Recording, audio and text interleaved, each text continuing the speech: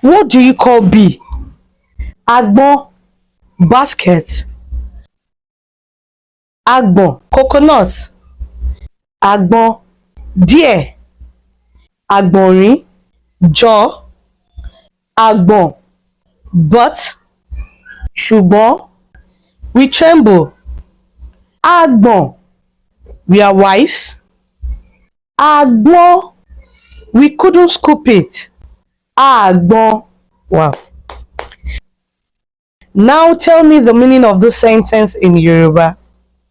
We trembled when we saw the bee, but we couldn't scoop the coconut basket with the deer's jaw because we are wise. Agbọ̀n, nígbà tí a rí agbọ́n, ṣùgbọ́n a ò lè gbọ́n agbọ̀n pẹ̀lú agbọ̀n àgbọ̀nrín nítorí agbọ́n.